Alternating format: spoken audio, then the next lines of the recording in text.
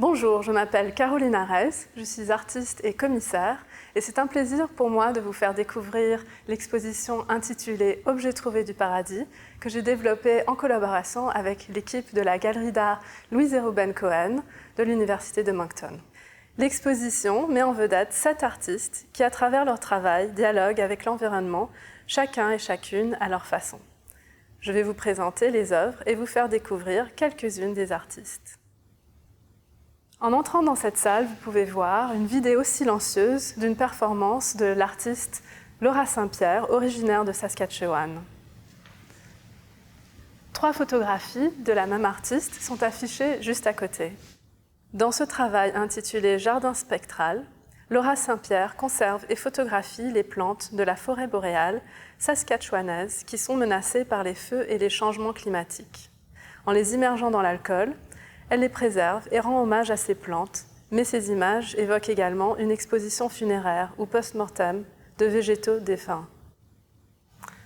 Cette œuvre intitulée « Offerings and Prayers for Kennebec Zibeing » fait allusion aux conséquences environnementales dévastatrices suite à des déversements des mines d'uranium qui ont eu lieu à Elliott Lake pendant plus de 30 ans et qui ont complètement tué la vie dans 10 lacs et une rivière.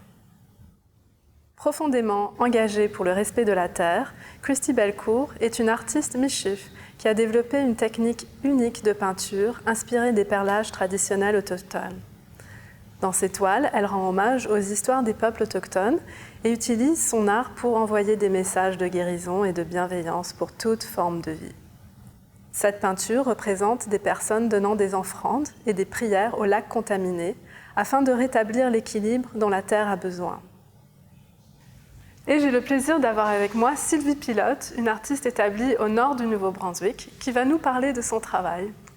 Oui, merci. Le recyclage est inhérent à ma démarche artistique et soutient une idéologie de décroissance sur le plan économique et social.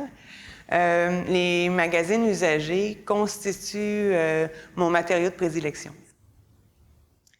Avec la technique du collage, je m'en sers pour déconstruire les images qui projettent du bonheur et de la réussite sociale. Mon intention est de créer de nouvelles représentations, me paraissant plus conformes à la réalité, que je combine à des objets usagés pour interroger notre mode de vie. Tout comme Sylvie Pilote, Denis Taman-Bradette utilise le collage et les objets trouvés dans la nature ou les ventes d'occasion pour s'imaginer une utopie centrée sur la préservation écologique. Originaire du nord de l'Ontario, ayant grandi entre la culture anglophone, francophone et cri de sa région, les thèmes qu'il explore sont influencés par un sentiment fort d'appartenance à la nature. Ce triptyque, intitulé Glossolalie, nous laisse entrevoir une partie de son univers influencé par les principes de l'écologie queer, qui rejette, entre autres, l'anthropocentrisme, la dualité culture-nature et la conception binaire du genre. De même, Mariana Lafrance vit proche de la nature et s'en inspire pour créer ses œuvres. Elle utilise des plantes et des teintures naturelles qu'elle récolte dans les espaces ouverts. Cette pièce est un hommage à la simplicité et à la lenteur, ainsi que la richesse et la profondeur qu'on retrouve dans les paysages et la végétation. Et maintenant, je vous présente Laura Demers, une artiste franco-ontarienne qui se penche sur le côté atmosphérique de l'environnement. Donc, cette série, c'est une série qui émane de mes réflexions sur la cyclicité puis l'immédiateté. C'est une série au charbon puis au graphite que j'ai développée en nature, donc qui est informée par mes relations avec la nature. Certaines œuvres portent des traces du vent ou encore de plantes qui poussent dans mon jardin. L'installation, quant à elle, rassemble des objets et des images qui, ensemble, relatent un moment crucial de l'histoire de la géo-ingénierie et des potentiels dangers qui découlent de cette hubris qui a poussé l'humanité à manipuler le temps et l'atmosphère.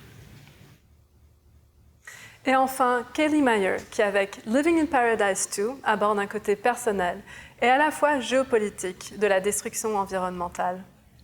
Living in Paradise 2 explores how nature, tourism, and neocolonialism interact and intersect with each other and its overall effects on the environment and the Antiguan landscape.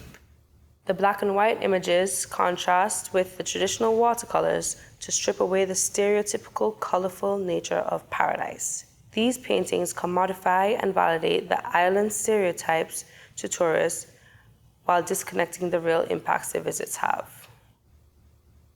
À travers leurs œuvres, ces artistes nous invitent à repenser la place des êtres humains dans leur environnement et imaginer différentes manières de reconstruire les paradis du futur avec les vestiges d'une nature fragmentée.